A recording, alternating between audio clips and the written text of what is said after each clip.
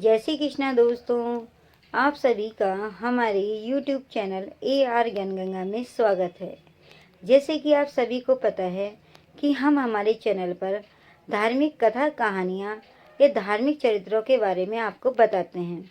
उन्हीं के चलते हुए आज हम आपके लिए मंगल प्रदोष व्रत कथा लेकर आए हैं। उससे पहले आप हमारे चैनल को सब्सक्राइब कर दीजिए। हर माह के शुक्ल और कृष्ण पक्ष की त्रयोदशी तिथि को प्रदोष तिथि का व्रत किया जाता है। आज पौष माह का पहला प्रदोष व्रत है। यह तिथि मंगलवार को आती है, तब उसे भौम प्रदोष व्रत के नाम से जाना जाता है। आज भौम प्रदोष व्रत पर शिव योग, सौभाग्य योग, स्वार्थ सिद्धि योग और बुद्धादिक योग जैसे महायोग भी बन रहे हैं, जिससे इस दिन का महत्व काफ़ी बढ़ गया है। भौम प्रदोष व्रत में कथा सुनना व कहना बहुत पुण्यदायी माना जाता है और इस कथा से पूजा भी पूरी मानी जाती है, क्योंकि कोई भी पूजा बिना कथा के पूरी नहीं होती। इसलिए इस कथा को सुनने के बाद हमारी प्रदोष की पूजा भी पूरी मानी जाती है। मान्यता है कि भौम प्रदोष व्रत की कथा सुनने व कहने से भगवान शिव का आशीर्वाद प्राप्त होता है और जीवन के सभी कष्ट दूर होते हैं। आइए जानते हैं भौम प्रदोष व्रत की कथा के बारे में। भौम प्रदोष व्रत कथा। सूत जी बोले, अब मैं मंगल त्रयोदशी प्रदोष व्रत का विधि विधान कहता हूँ।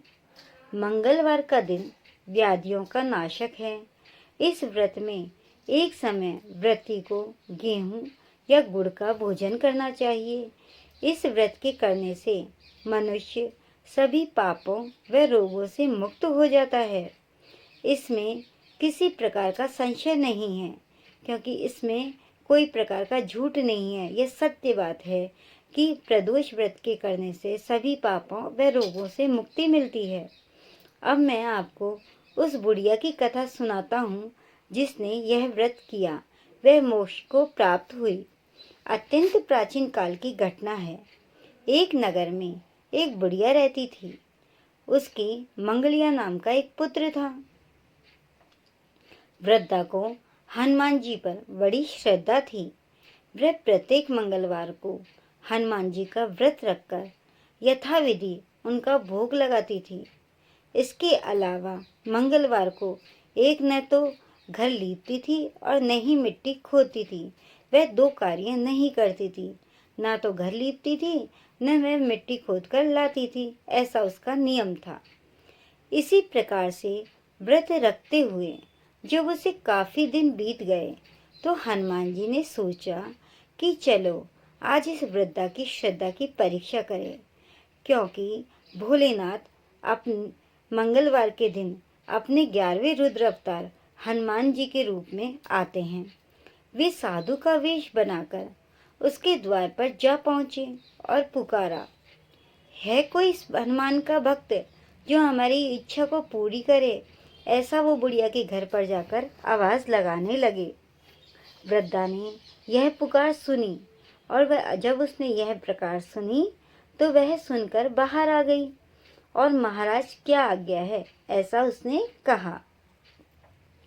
साधु वेशधारी हनुमान जी बोले कि मैं बहुत भूखा हूँ, मैं भोजन करूँगा। ऐसा उन्होंने कहा। तू थोड़ी सी जमीन लीप दे। वृद्धा बड़ी दुविधा में पड़ गई, क्योंकि उसके दो ही तो नियम थे। एक तो वह जमीन नहीं लीपती थी, दूसरा वह मिट्टी खोद कर नहीं लाती थी, और साधु महाराज ने उसे जमीन लीपने के लिए बोल दिया।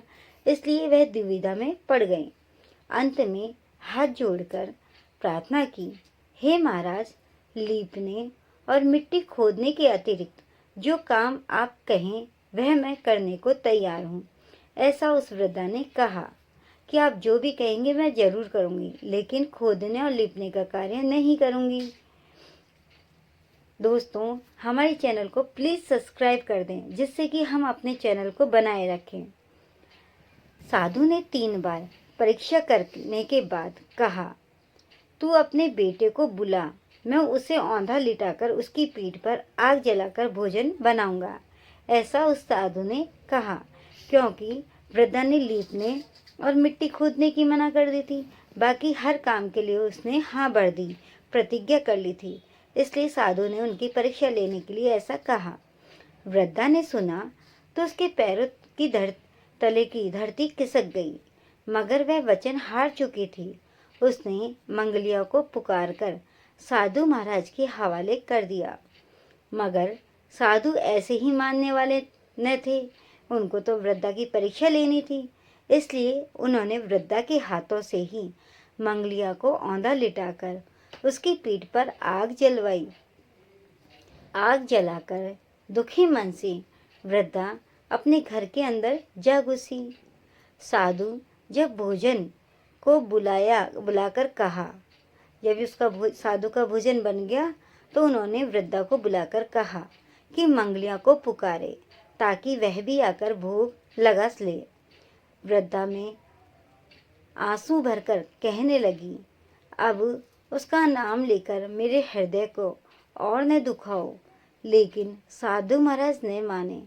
वृद्धा को भोजन के लिए मंगलिया को पुकारना ही पड़ा। पुकारने की ही देर थी कि मंगलिया बाहर से हंसता हुआ घर में दौड़ा आया। मंगलिया को जीता जागता देखकर वृद्धा को सुखद आश्चर्य हुआ। वह अचंभित रह गई कि इसकी पीठ पर तो मैंने आग जलाई थी, यह जीता जागता कैसे आ गया। वह साधु महाराज के चरणों में गिर पड़ी और साधु महाराज ने उसे अपने असली रूप में दर्शन दिए। हनुमान जी को अपने आंगन में देखकर वृद्धा को लगा कि उसका जीवन सफल हो गया और वृद्धा को भक्ति का आशीर्वाद दिया। और जो भोलेनाथ 11वें रुद्र अवतार में आए थे वो अंतर्ध्यान हो गए। जय श्री कृष्ण दोस्तों।